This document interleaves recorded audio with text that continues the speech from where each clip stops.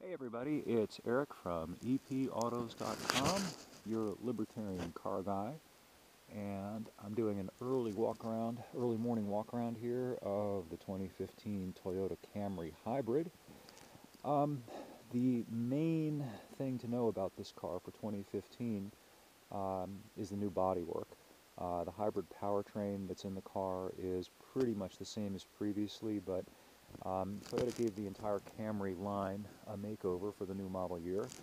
And as you can see, if you're familiar with Camrys, it's got this new nose clip, which features that kind of sweeper front end treatment and big grille that echoes some of the Lexus models. Basically, Toyota is looking to kind of shed the Mrs. Doubtfire-ish ambiance, if you will, that the previous Camry had. Camry has pretty much sold on the strength of it just being a really solid, good bread and butter car with high resale value and with minimal fuss and muss during the ownership experience. Of course, the thing with that is that other cars are now really good too, so it's not as though you have to pick the Camry. There are alternatives, and some of those alternatives, like the Accord and the Ford Fusion, are also at least plausibly somewhat sexy, or at least less post-menopausal, and so that's the reason for the revisions to the car. This particular one is the SE, which is the Sport package, same basic package that they offer on the regular Camry, and of interest, and I should point out, and I mentioned this in the written review, which is up on the site or will be shortly. The SE comes with a more aggressive 17-inch wheel and tire package, and so does the higher trim XLE. And if you dig around in the numbers, you will find actually that there is a mileage penalty for going with the more aggressive wheel and tire package. The base trim comes with a 16-inch steel wheel and tire package, and it has less rolling resistance. So bottom line is you get a bit more in the way of crisp handling response, but you lose about 3 miles per gallon. And when you look at the Honda Accord, the Accord does not suffer a mileage penalty for going with a different trim, and that sucker can get 50 miles per gallon. It's a 10 mile per gallon difference versus this car. Now, in the Toyota's favor, the Accord is pretty expensive. It's several $1,000s higher to start than the Camry Hybrid. You might also want to take a look at the Ford Fusion. The Ford Fusion is the dog of the bunch. It's a much slower car. Takes about a second longer to get to 60. But the mileage is slightly better than the Toyotas, though not as good as the Hondas. And its price is lower than both of them, so it's a definite real-world alternative.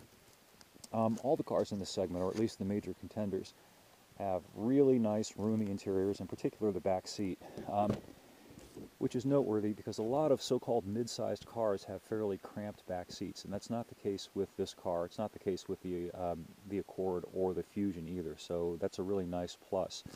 And one thing that I will laud about the Toyota, you can see that the door opening here, it really extends far back into the rear quarter panel, and that makes it pretty easy for you to get in and out of the car. One thing I'm not a huge fan of, and this isn't a criticism per se of Toyota, it's a general criticism. In order to meet the government crashworthiness standards, the asses of cars have gotten fatter and taller. As you can see, most new cars have these big bulgy butts, these Oprah Winfrey style asses. And then you combine that with this kind of sloping back glass and C-pillar, which is done for sportiness, and the net effect of it is if you look at the height of the ass of the car and the sloping glass, and then you look at where you'll be sitting inside the car in the driver's seat, your sight lines to the back are just not particularly good, and that's not purely a fault with the Toyota, it's a general fault with new cars, and some are worse. The Honda Accord, for example, has a more aggressive roof line. It also has less backseat headroom too. So that's just something to be aware of. The Camry's to the side visibility, meaning from this perspective, if you look left or right from the driver's seat, it's really good because the glass area is generous and the side glass is pretty tall. All right, let's move inside. And I'll point out a couple things that I like. Well, first, let me fire up. When you fire up the first time, actually, you may or may not hear, I don't have my engine, I gotta go back and get my key. Lottie, I'm not gonna be able to show you, I gotta go get the key. Well, anyway, I'm gonna finish this video quickly here and just point out a couple of things.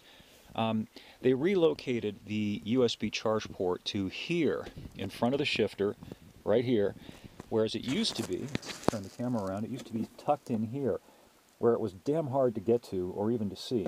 So kudos to Toyota for that. You can see this little button here. It says QI. That's your wireless cell phone charger. That's another pretty neat feature.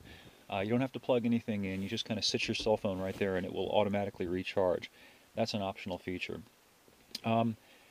This car, like a lot of the cars in this class, it is a hybrid, but it's less hybrid-y, if that's a word, than, for example, the Prius. If you look around, it's a pretty conventional interior. The shifter is conventional. It's an actual gear shifter that you grab with your hand and move. And in the Prius, you've got this little Game Boy-style toggle thing up here in the dash. So the driving experience is very, very comparable to what you would get in a conventional non-hybrid car, and that's kind of nice. Some other features that I like about this car, and this is not just the hybrid, but the Camry, because all of this is the same.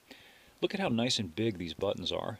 These are nice big buttons. They're easy to see. You don't have to, if this button, as in other cars, were half that size or a quarter of that size, the car's moving and it's really kind of hard to hit it accurately. Very easy to do, very easy to do.